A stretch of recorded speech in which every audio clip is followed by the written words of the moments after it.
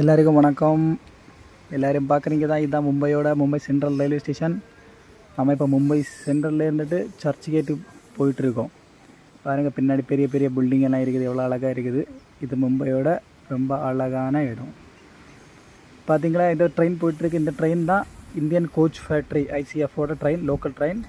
இது வந்து டிராஃபிக் காரணமாக இந்த ட்ரெயின் வச்சுருக்காங்க. இது எப்போவும் மும்பையிலேருந்து Churchgate to Mumbai to Panvel to Nerul, இந்த மாதிரி இடத்துக்கெல்லாம் இது போயிட்டுருக்கும். இது ட்ரெயினில் பார்த்தீங்கன்னா காலமே 6 மணிலேருந்து 10 மணி நேரம் செம க்ரௌடாகவே இருக்கும். எப்போவுமே ட்ரெயினில் போகும்போது பார்த்து தான் போகணும். பத்திரமா போங்க. பசங்களை கூட்டிகிட்டு போகிற ரொம்ப கேர்ஃபுல்லாக இருங்க. ஏன்னா இங்கே பாருங்கள், எல்லோரும் தொங்கிட்டு வராங்க. பிக் பாக்கெட்டு அந்த மாதிரி அடிக்கிறதுக்கெல்லாம் நல்ல சான்ஸ் இருக்குது.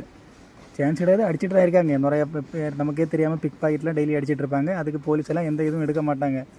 ஏன்னா இங்கே வந்துட்டு அவ்வளோ ஆட்கள் ட்ராவல் பண்ணுறவங்களுக்கு கிடைக்கவே செய்யாத அப்புறம் பர்செல்லாம். அதான் நீங்கள் பார்த்துட்ருக்கீங்களே, இதுதான் இந்த ட்ரெயின். இந்த ஒரு 2 மினிட், எவ்ரி 2 மினிட்ஸ் ஒரு ட்ரெயின் இருக்குது. மும்பை சென்ட்ரல்லேருந்து அங்கே போகிறது, சென்ட்ரல்லேருந்து இங்கே வாரது, அந்த மாதிரி. இந்த ட்ரெயின்ஸ் எல்லாமே லோக்கல் பைலட், ட்ரெயின் மேனேஜர் அவங்க தான் இதை கண்ட்ரோல் பண்ணிட்டு வராங்க. இப்போ பாருங்கள், நம்ம இப்போ எந்த இடத்துக்கு வந்திருக்குன்னு பார்த்தீங்கன்னா மும்பை சென்ட்ரல் வந்துட்டோம். இதான் மும்பை சென்ட்ரல். இங்கே பாருங்கள், ட்ரெயின் 1 மினிட் தான் நிற்கும். நிறைய பேருக்கு ஒரு பழக்கம் இருக்குது, ட்ரெயின்லேருந்து ஜம்ப் பண்ணி இறங்குறது.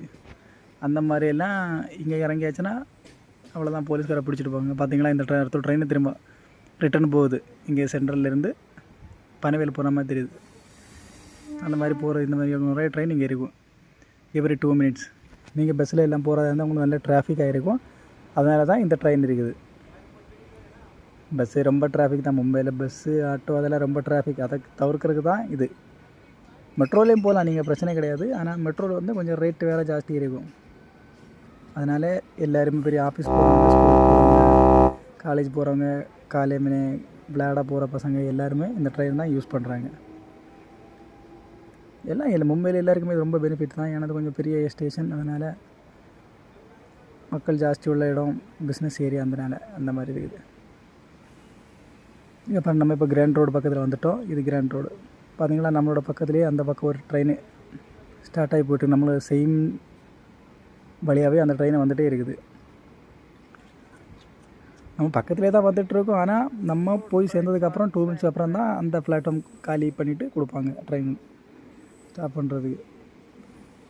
எல்லாருக்குமே வந்துட்டு எல்லா ட்ரெயினும் விட்டாச்சுன்னா ஆக்சிடென்ட் தான் ஆகிடும்.